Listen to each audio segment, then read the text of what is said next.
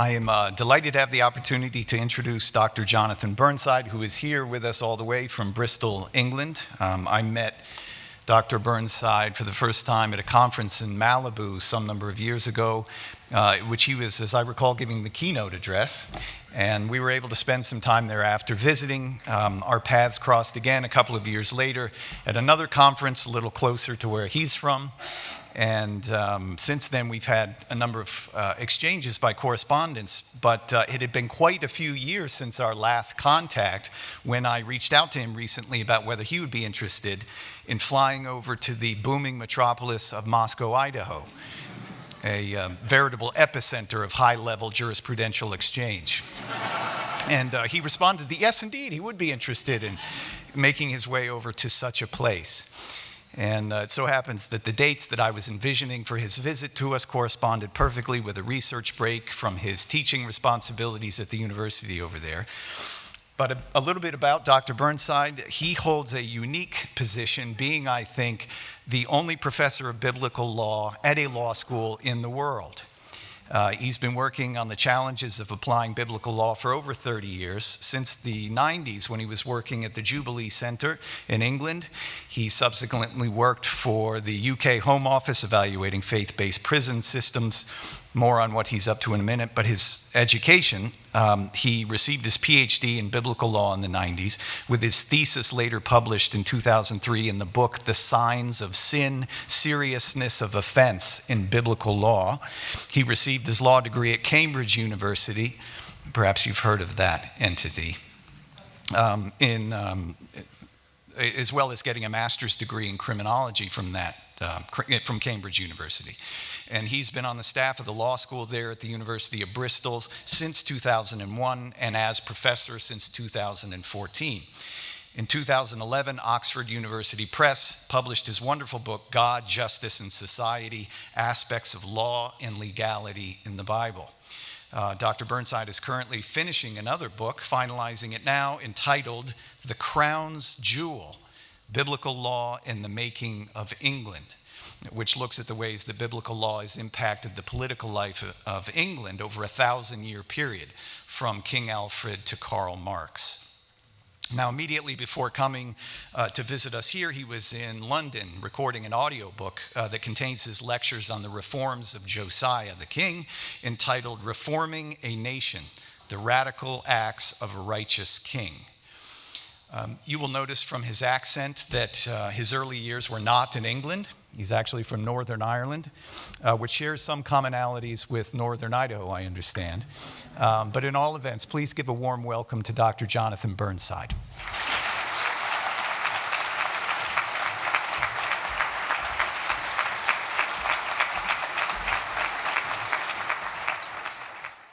Well, thank you for that very warm welcome, and for your welcome as well.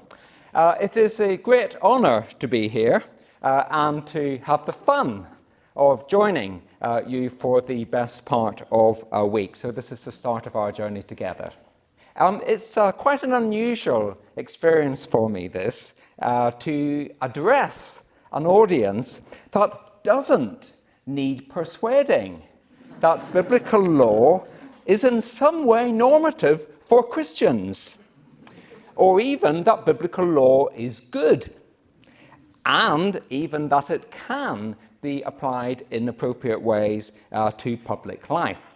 So it's quite exciting for me not to have to go over all of that, those apologetic hurdles, and we can just sort of jump straight in to the exciting stuff, which is all about the how and the what and the why of how we go about doing application. Now, given that these are your views on biblical law, I can assure you that you are in very good company. Here are some people behind me who have historically thought in the same way about the political value of biblical law, including some of the greatest theologians, archbishops, politicians, political scientists, liberal philosophers, law reformers, and monarchs. There's a few of them. I'm sure you can recognize them. If this was a quiz, we could go through them all. But anyway, one of them up there is King Alfred the Great, who I'll be talking to some of you about on Monday. These are all characters that I'm exploring in my book that Jeff mentioned on biblical law and the making of England. And it's important that we engage with these big ideas because the world is not a playground. It's a battleground. And so there are lots of opponents out there, and here are some of them. You might recognize some of these faces too. Excellent. Okay, well, there we are. There's the rogues gallery. Thomas Hobbes, and there we are. Jeremy Bentham, who I'll be talking about in a minute, and Karl Marx and Friedrich Engels, who I'll be giving a lecture to some of you on Tuesday. So the point is that as Christians, we are called, among other things, to give serious thought and effort to the contemporary application of biblical law.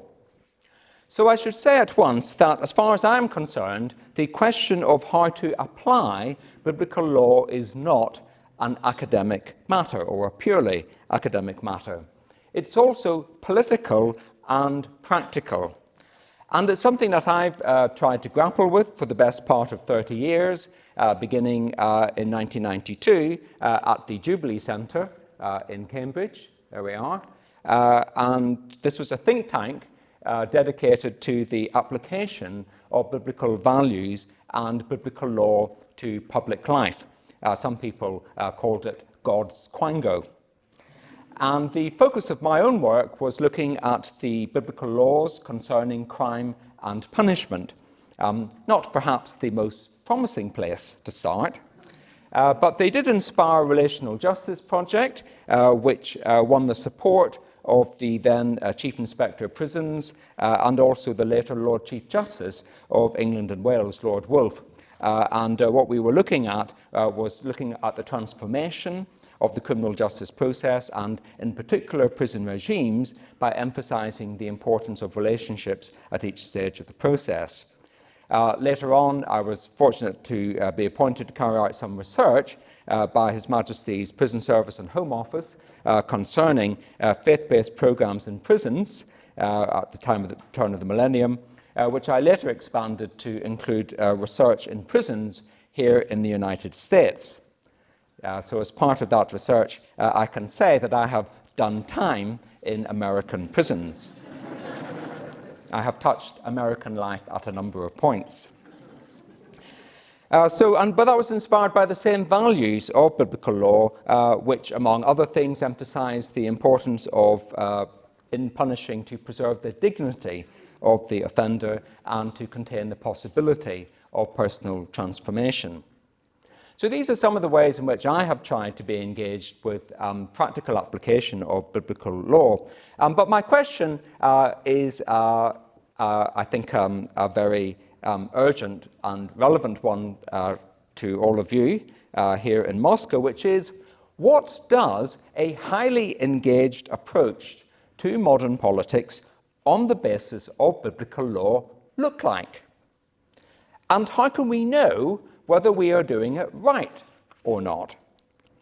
And these are important questions, and I'm very grateful to Dr. Schaefer for creating time in your schedule to address some of these questions. And we're going to approach these questions from an avowedly biblical perspective. That's what we're going to be doing over the next half hour or so, and I hope that will be of some help to you. Now, the title of my talk tonight is, which is in two parts, is Biblical Law and Wisdom. And so tonight, in the first part, I'm going to say something very simple, which is, we need to stop thinking about biblical law in terms of modern law. If we are thinking about biblical law in terms of modern law, then we are not thinking about biblical law in the way that the Bible presents it. Now, that's very simple and hopefully very obvious. But if we take that very simple and obvious point on board, it will lead to a paradigm shift in how we think about biblical law. I was thinking just before this talk that it's a little bit like having a chain of keys on your keychain, and you're going to try and open a lock and it doesn't quite fit. And I'm going to say to you that the way in which we are encouraged often to think about biblical law in terms of modern law, in terms of legal positivism, I'm going to explain what that is in a minute, is going to make it very difficult for you to open that lock. You might have to force the lock or bust the lock, but it would be so much better if you just took that key off your key ring and threw it away and used the actual key that we have to open it, which is going to be something closely related to wisdom. So this is really what my argument is going to be tonight, which is that the way in which the Bible presents biblical law is as something which is closely related to wisdom. So this is my challenge to you tonight, to throw off the old key and to use the new key, and I hope that that will open doors in your understanding in terms of how to understand and to apply biblical law. And I think this is an important issue for all of us, because a critical part of the job of applying biblical law to public life means thinking through what biblical law is in terms of how it is revealed to us in Scripture. So we must ask ourselves questions like, what is the character of biblical law? How is it like and how is it unlike other contemporary sources of biblical law, both then and now? What assumptions does biblical law make about how it should be understood? How does it expect us to reason about it? And how should we exercise our judgment about whether it applies or not? Now, these are all very basic and very obvious questions. They are questions that every person in the Bible who ever handled biblical law would have thought about, whether they were Moses, Solomon, Ezra, St. Paul, and of course, Jesus himself.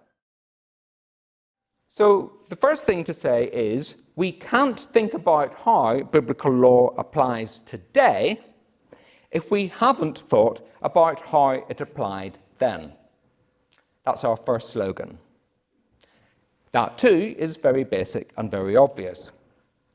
But it's rarely talked about. In fact, to judge from a lot of what's written about biblical law and how we apply it, the impression is given that we don't have to spend very much time thinking about how people in biblical times thought about biblical law, or what they thought they were doing when they applied it. We want to do the application today without thinking about how it applied then. Now, that is partly because we think we know the answers already, because we live in a world of law. We all know what law is and how it works. Law is the most obvious of social phenomena. It's the one which, to us it seems, requires the least explanation. So when it comes to biblical law, we just assume we know what it is. Law is law is law. And what we mean by law today, in Western liberal democracies, is something called legal positivism. Now, legal positivism is the idea that, that law is something that is posited by somebody else. Law is a command, a one-way projection of authority that is universally applied, that's written down and understood in semantic terms. In other words, according to the meaning of the words that we find in the rule. Now, all of these characteristics are easily identified as the hallmarks of good legal draftsmanship. They are synonymous with what we today regard as the qualities of ideal law-making. But this hasn't, of course, just blown in through the window. Many of you will know that the roots of modern legal positivism are found in Jeremy Bentham, who was the founder of modern utilitarianism. Now, Bentham, in fact, had a lot to say about biblical law. I went through volumes of his writings from the 19th century and have written up how he uses it, but most people don't know that it's there. And listen to how Bentham defines biblical law. For Bentham, the law delivered by Moses, in the strict and proper sense of the word law, was once a law because it was a collection of specific commands delivered to a certain people, expressed in certain terms, affecting specific objects, armed with specific penalties, which in point of fact did visibly and presently follow upon disobedience to the commands to which they were annexed. That's Bentham's definition of biblical law. And notice here that Bentham defines biblical law strictly in terms of a sovereign, commands, subjects, semantic reasoning, enforceable penalties, and compliant behavior. Now, all of these elements, the way in which he defines biblical law, are all specifically present in Bentham's own definition of law. It is a concept of biblical law that conforms exactly to his political philosophy. He turns biblical law into a modern positivistic code, which he expressly calls statutes. And Bentham's idea about biblical law is largely how we see biblical law today. We understand biblical law the way Bentham understood it, not the way the Bible presents it. Now, I can prove this to you very easily because I can give you the up-to-date definition of biblical law as used by the Oxford Encyclopedia of the Bible and Law, which came out a couple of years ago. And this defines biblical law as, quote, the set of rules found in the text of the Pentateuch. Now, I know why they write that definition, because that's a very common understanding of biblical law. It's shared by churchgoers and experts. In fact, the encyclopedia goes on to say that the Ten Commandments are, quote, less relevant to the subject of biblical law because the individual statements of the Ten Commandments don't carry any sanctions. So it couldn't be more Benthamite if it tried. And that is a real problem because in his work, Bentham consistently misrepresents biblical law. He completely misrepresents the Bible, Torah, and the life of Jesus himself. And I'm afraid I wouldn't have to read very much of it to you to blow your head off. The point is that of all the people to be getting our understanding of biblical law from, we shouldn't be getting it from Bentham. But we have. Now, of course, I'm not saying here that Bentham's definition of biblical law has directly influenced churchgoers or Bible scholars. You may not have known that Bentham wrote anything about biblical law before I mentioned it. But although there isn't any simple causal connection between Bentham's writings on Torah and biblical scholarship and what we think in the pews, there is an awful lot to be said, that could be said, about the way in which Bentham's ideas gained such ascendancy that they even affected Bible thinkers and biblical scholars and popular ideas about biblical law. If I had more time, the story would include the rise of the modern legislative state in the 19th century. It would include the role that Bentham's ideas played via people like John Austin and H.L.A. Hart in securing the dominance of modern legal positivism. So Bentham is very important because he represents a new phase in the way in which legal positivism puts forward a particular view of political authority. And it's that which has become normative for us, including the idea that law, the authority of law, depends on sovereign control in the interests of the people. So that is the first and very obvious point, which is that we will naturally tend to think about biblical law in this way, because Bentham's positivist ideal of law is implicit in the ideals of modern law and law making. And that pervades our whole culture and our thinking. It's a bit like living in the shadow of a mountain which is so huge that nobody knows that it's there. The trouble is that this simply doesn't do justice to how the Bible understands biblical law. An obvious point, perhaps, but it needs to be made.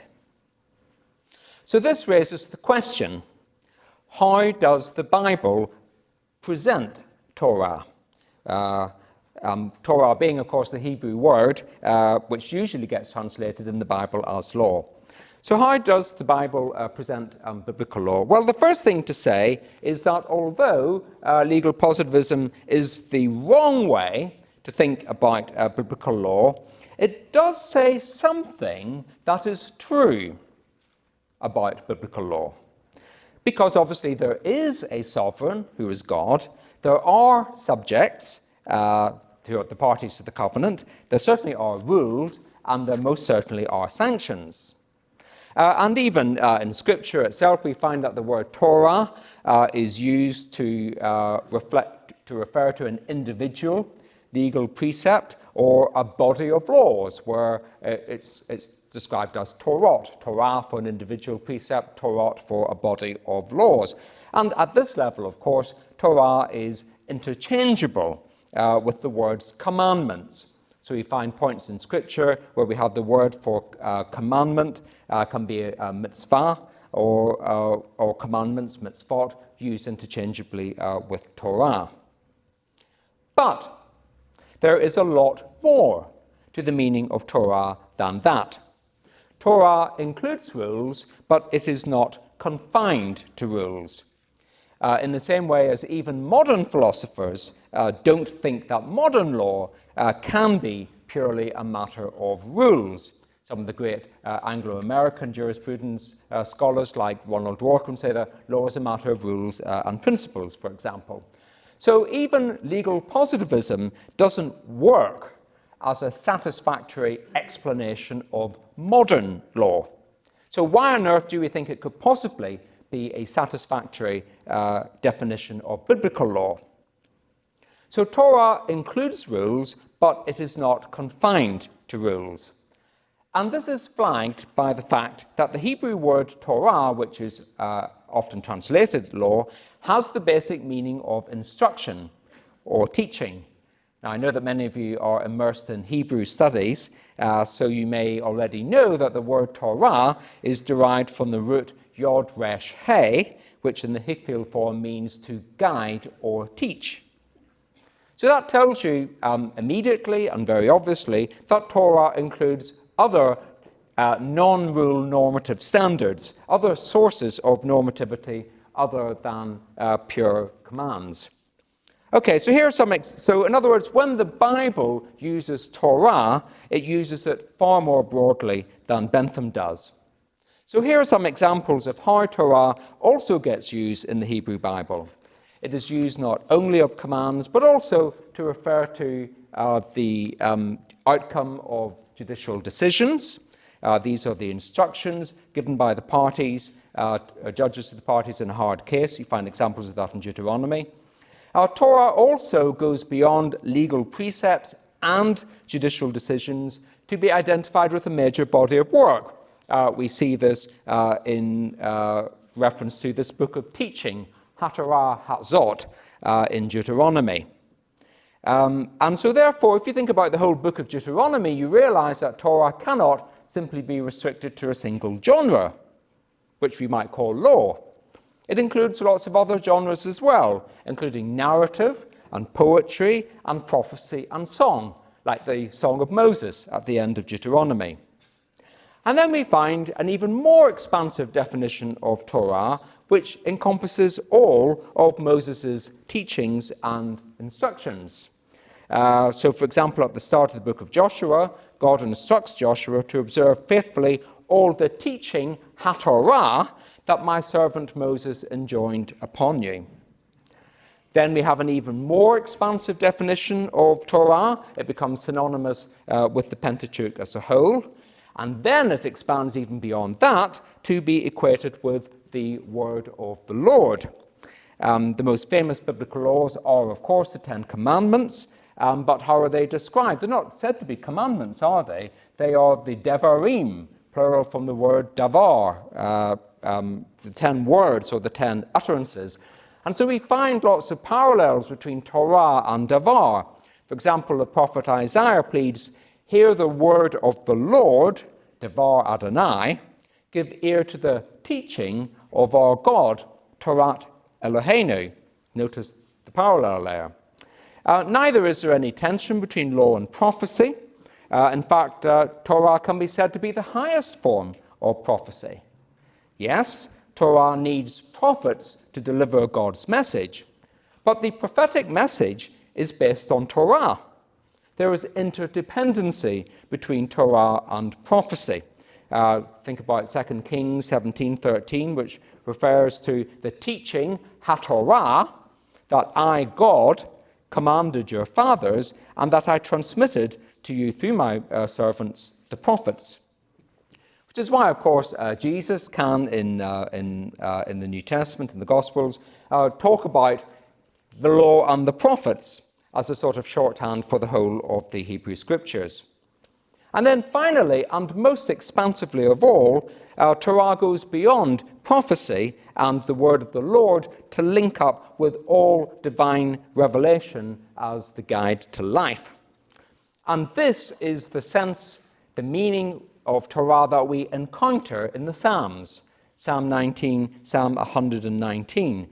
Torah refers to God's entire revelation.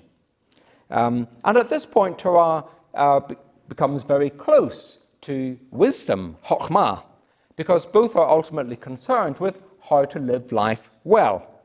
The teaching of the wise, Torah Hakam, is a fountain of life, as Proverbs says. Because both Torah and wisdom are written into the structure of the physical universe and the reality of all that is. Now, the thing is, all of these different meanings are important because what Torah is ultimately is an integration of all of these things. Torah is an accumulated phenomenon. And that is why in my book, God, Justice, and Society, I try to capture this by defining biblical law as an integration of different instructional genres in the Bible, which together express a vision of society ultimately accountable to God. So Torah, or biblical law, is far more complex than Bentham allows it to be. Maybe more complex sometimes in some ways in which we have allowed it to be as well. What we call law in the Old Testament is nested within a whole series of other normative texts, including narrative, prophecy, poetry, and song. And they are all interconnected. And that is why whenever we read the Bible, we get a bit of narrative, don't we? Then we get a bit of law, and then we get some prophecy, and then we get a bit more narrative and a bit more law, and so on. This is the way that God gave it to us. But legal positivism just steamrollers over all of that. Take the opening words of the Ten Commandments. It's the most obvious example one could give. And God spoke all these words, saying, I am the Lord your God, who brought you out of the land of Egypt, out of the house of slavery. You shall have no other gods before me. Is that law? Is that narrative? Is that both? Well, according to Bentham and legal positivism, it's not even law, but it's Torah. It is integrated instruction. It's law and it's narrative, and we can't play off one against the other. We have to pay attention to biblical law in the form that God has given it to us, and we can't turn it into something else. And that is our second slogan. So this brings us to our next obvious point, which is that we can't read biblical law as if it were a modern statute. Let me give you just one example to illustrate of why this doesn't work. My example is Exodus chapter 22, verses 2 to 3. Here it comes. So this is what it says. This concerns the case of the domestic burglar. If the thief is seized while tunneling through or under a wall for housebreaking, and he is beaten to death by the householder, there is no blood guilt in this case, in other words, on the part of the householder. If the sun has risen on him, there is blood guilt in that case, on the part of the householder.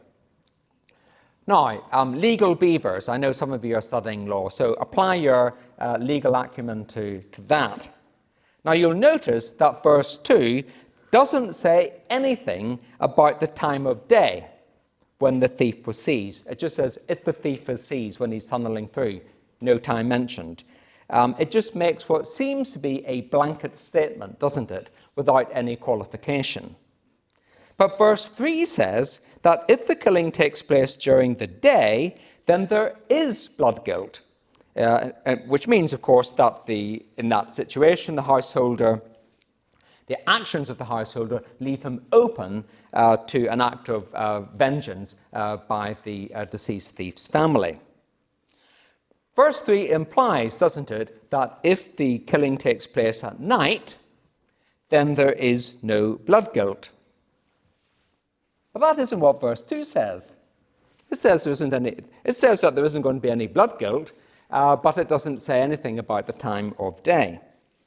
So from a modern perspective, that just looks like bad draftsmanship. But it's only a problem for us because the dominant meaning of conventional meaning today is a semantic reading, which sees the rule as consisting of a series of words, and the case either applies or doesn't apply, depending on whether it falls within the semantic meaning of the words of the rule. And that's why semantic readings of law, which is what we have today, basically just amount to paraphrasing the legal rule and substituting one set of words for another, because it's a semantic reading. But there is another way of thinking about language and legal rules, and this is to take a narrative approach. Narrative meaning consists of typical stories or images which are evoked by the use of the words. So the words trigger meanings, trigger images and stories. And these meanings arise naturally and spontaneously in the context of a group, social group, that has the social knowledge to evoke those images without needing to spell things out. So whereas a semantic approach asks, what is the literal meaning of the words? A narrative approach says, what typical situations do the words invoke, the words of the rule invoke? Or better, what is the one thing that somebody in that culture or that social group would think of when they hear that rule being said? Okay, what do they think of as being typical? I can give you modern examples of that, this particular way of thinking about rules. You could imagine a rule that says no sleeping in the railway station. What's the typical case? Because we're all social groups, social knowledge. What's the typical case that you think of? Well, you may well be thinking of the person sleeping rough, right? You're probably not going to think, I don't know, about some city gent sitting in a suit on a bench resting his eyes, okay, because the train's late. That's not the paradigm case. Now, Exodus 22 here makes perfect sense on a narrative reading. It doesn't make sense on a semantic reading, but it does make sense on a narrative reading, because the typical case of the burglar, of the killing of the burglar, is one that takes place at night. That's what somebody in that culture would see as being typical. Now, quite honestly, you could reconstruct that for yourselves quite easily, but just to drive the point home, we find that in Job, for example, Job talks about this social knowledge. He says, the murderer rises in the dark that he may kill the poor and needy, and in the dark, and in the night, he is as a thief. In the dark, they dig through houses. There's even actually b'materet, it's the same verb that's used actually as in Exodus. So the dominant image of the person who breaks into houses is the person who does so at night.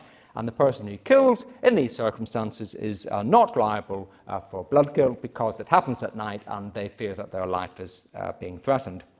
So you see, on a narrative reading, there is no conflict between the first part of the rule, where you can take the burglar's life because it takes place at night, and the second part of the rule, where you can't take the burglar's life because it takes place during the day.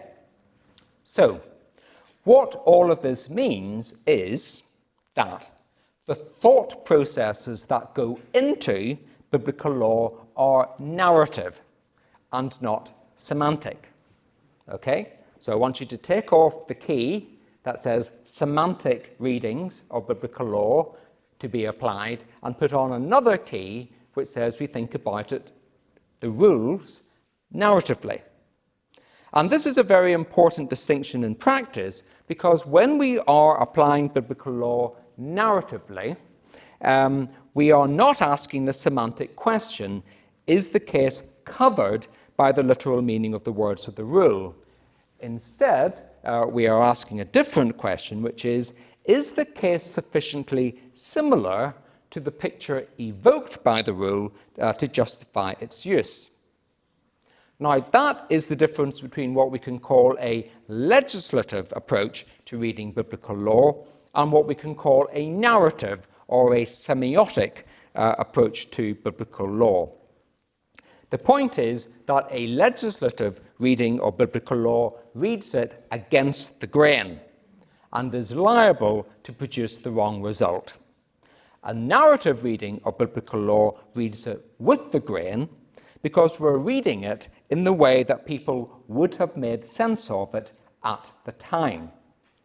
Our third slogan. It takes a little bit of adjustment, doesn't it, on our part? But that's true when we look at any period of history. People think and do things very differently, and what we have to do is to be patient and understand things on their own terms if we are going to understand them properly. Now, in my book, God, Justice and Society, I provide lots of examples of this approach. If I was here for a few weeks, I could provide you with lots and lots more examples. I have a free online study guide, and if you're interested, you can work through some of those examples yourselves. But Exodus is just an illustration. It's just how the whole thing works. Now, this leads on to the next obvious point, which is that this difference in the readings is very important in practice. Now, this next bit is going to be a little bit technical because we are going to be talking about method. And method is important because it's going to help you to understand biblical law. So you've been following me very closely so far. If you can just follow me on this next technical bit, you'll get some benefits from it, I hope. Now, the distinction between semantic and legislative versus what we might call the difference between a literal approach and an imagistic approach is quite important, because if you are taking a literal approach, then the rule will apply in all cases that can be subsumed under the words, right? By contrast, if you read rules in terms of dominant images, then they apply fully and in force and authoritatively to the typical cases that the audience thinks of, what the rule makes the audience think of. Now, the question really is whether the case in hand is sufficiently similar to the picture evoked by the rule. Now, here's the thing. If the case is sufficiently similar, then obviously the rule applies. But even if it's a little bit removed from the dominant image, if it is sufficiently similar, the rule can apply even if it doesn't fall within the meaning of the words. Okay? So if the case is judged to be sufficiently similar to the dominant image, the rule applies even though it doesn't fall within the semantic meaning of the words. Okay? So let me go back to my example of somebody sleeping on the railway station. If your dominant image is of somebody sleeping rough, then somebody who is homeless, for example, who is in their sleeping bag but hasn't actually gone off to sleep, could be said to fall within the scope of the paradigm, even though they don't fall within the semantic meaning of the words. No sleeping on the railway station. Okay? The key thing is this, that questions of relative similarity, how similar is this to that, these evoke intuitive judgments of justice. They invoke intuitive judgments to a greater degree than literal interpretations. Because when you ask the question, how similar is this to that, that is an evaluative question. How justified is it to treat these cases as similar? And what this means is that the narrative image, the dominant image, represents the core of the message. And the farther you move away from that typical case, the less sure you can be that the message is intended to apply to that case. Okay? Which is why you would say that the city gent who's just sitting on the bench, resting his eyes on the sunshine, who very obviously isn't sleeping rough, that case isn't going to apply. It's just too far removed from the dominant image, even though he is actually sleeping in the railway station. Okay?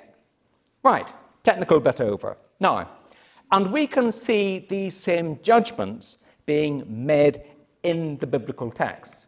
We can see them being made in biblical narratives. I mean, one of the beauties of all of this is that you can actually start reading all the biblical narratives and you can sort of see all the law that's going on in the background. So I'm just going to give you one example of that. Again, I talk about other things in the book, but I'm just going to give you one example, which is the law of altar asylum in Exodus 21. We're really doing the highways and you know, the little country paths in this talk. Now, the altar asylum law says that if you are a premeditated killer, you are not allowed asylum at God's altar. This is a place of peace, and you know, you've shed blood, and there's blood on the horns of the altar. You're sort of repelled, you know, almost like opposing magnetic forces. You're repelled. You've got blood-guilty hands from grasping the horns of the altar. But if you are a non-intentional killer, then you may find asylum at God's altar. Now let's think about how this plays out in the Davidic succession narratives in 1 Kings chapters 1 and 2. Now, two cases in there, Adonijah and Joab. I'll just mention Adonijah first. Now, Adonijah is somebody who, when he hears that King Solomon is acceding to the throne, he rushes off. He's in fear for his life. He rushes off to the altar, and Solomon hears about it. And his case obviously doesn't fall within the semantic meaning of the words of Exodus 21 because, well, he hasn't killed anybody. And so if you're taking a modern legislative or semantic approach to that, why on earth would Adonijah be running off trying to get asylum? He hasn't killed anybody. And that's why it's a hard case. But Solomon judges that Adonijah is sufficiently close to the dominant image of somebody rushing off in fear for their life, not because he's killed somebody and he's worried about the avenger of blood catching up and killing him, but because he is, the text tells us in 1 Kings 1:50, Adonijah is in fear of Solomon and the sword, 1 Kings 1:51. So therefore, because he is in fear of his life and the sword, he is judged to be sufficiently close to the dominant image of Exodus 21, and so he benefits from the application of the rule to his case, even though he doesn't fall within the semantic meaning of the words. Okay? Now, Joab is a different case. Joab flees to the altar, and he falls outside the paradigm case as well, but for a different reason.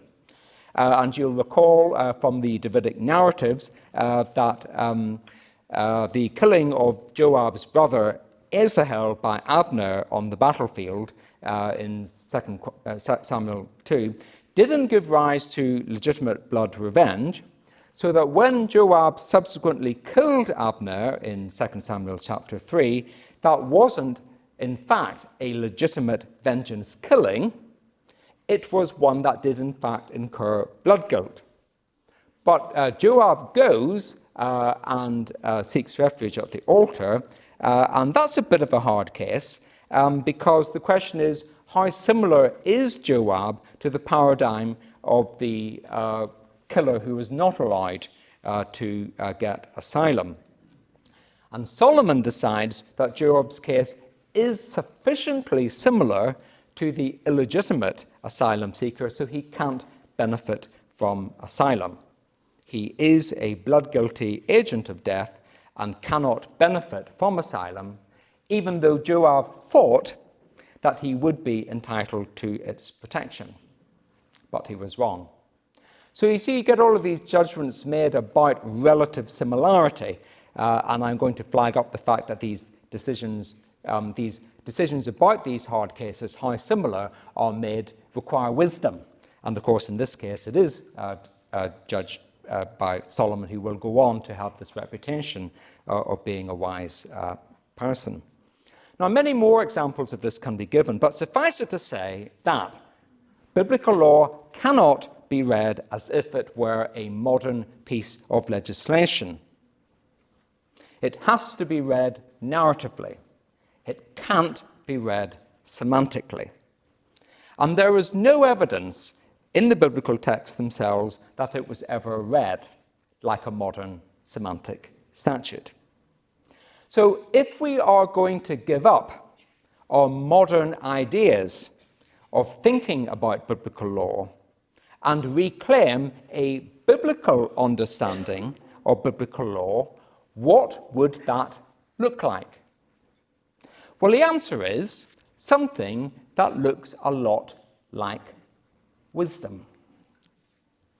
So here's my next slogan, which is we need to read biblical law as the Bible itself presents it, which is as something that is closely related to wisdom.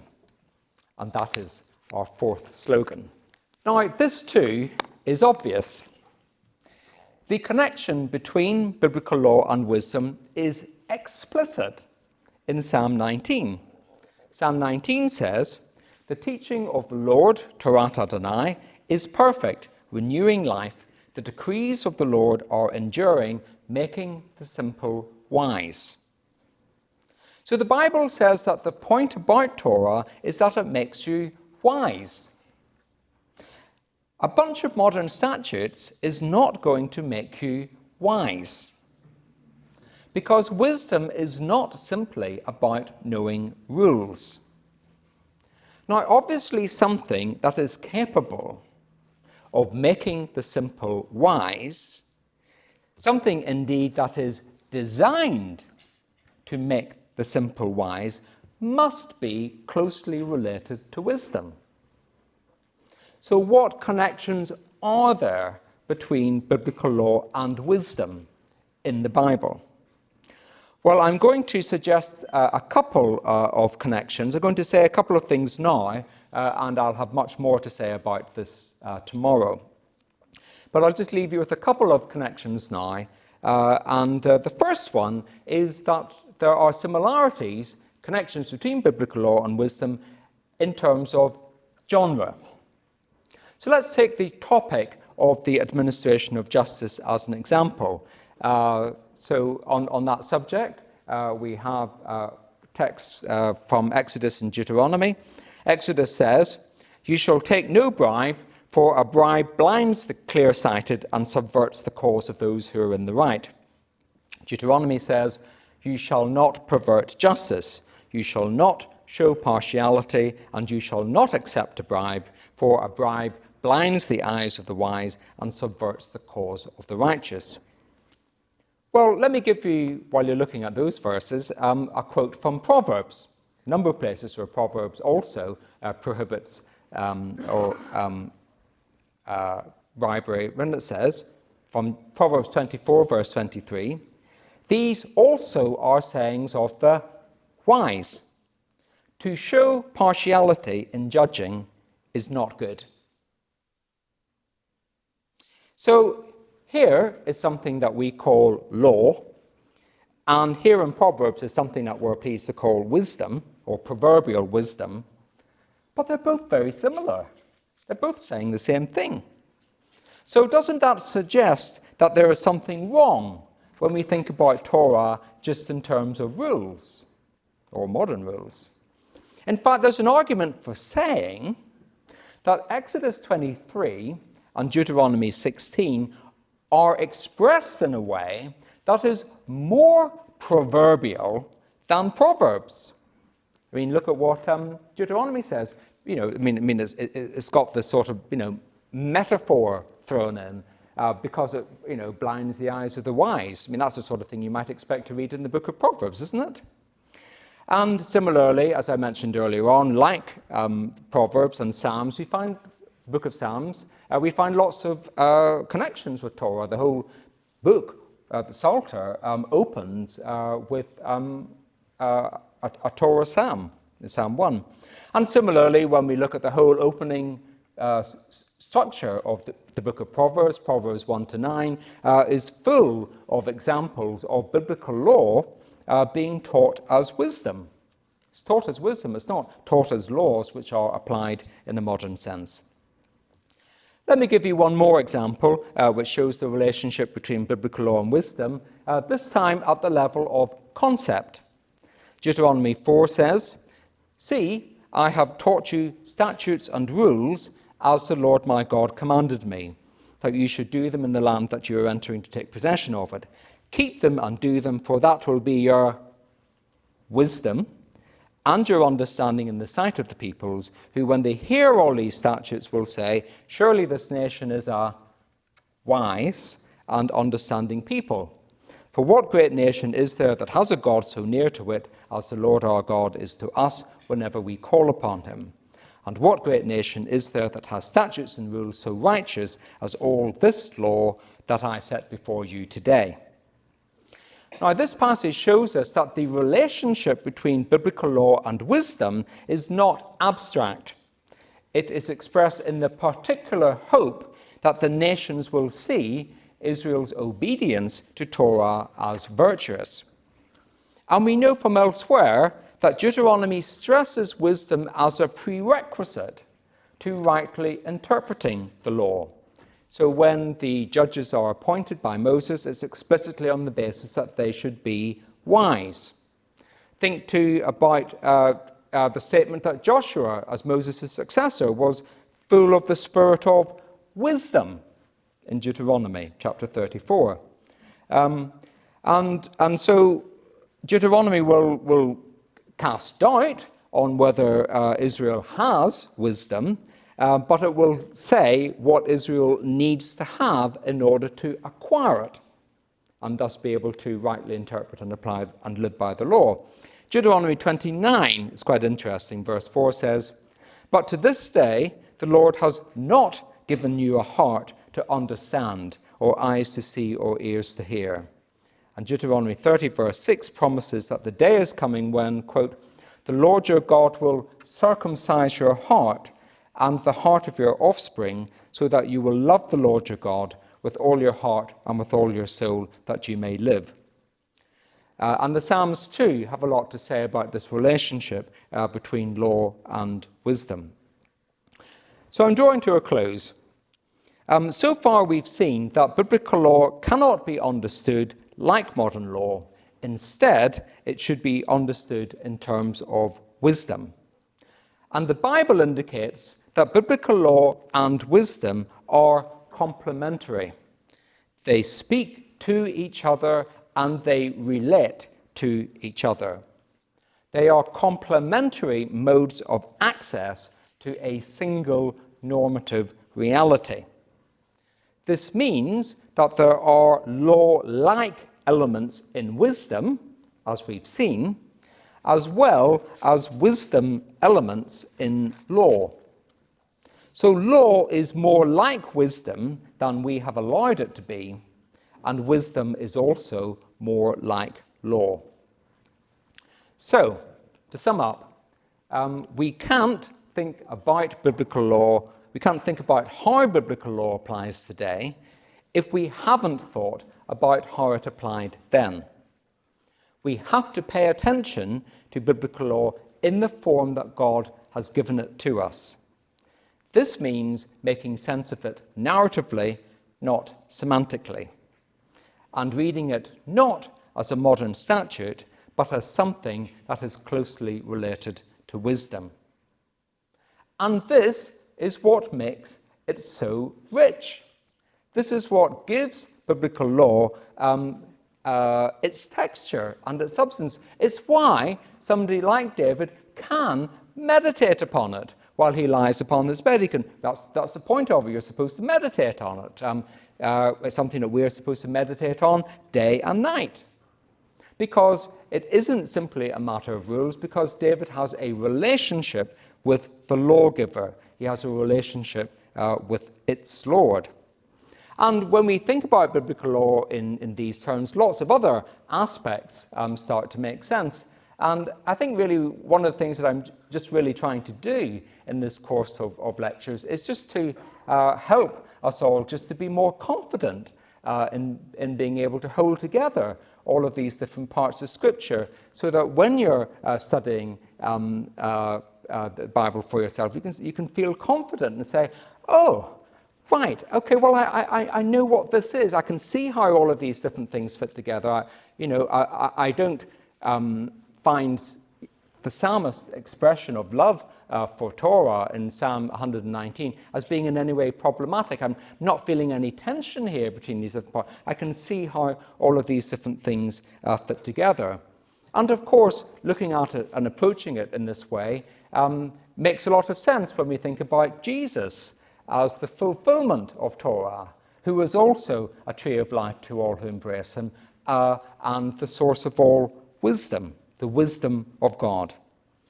But of course, as soon as we begin to think about biblical law in this way, in a different way, that changes how we do the application. And that will be the subject, all being well, of my talk tomorrow. Thank you.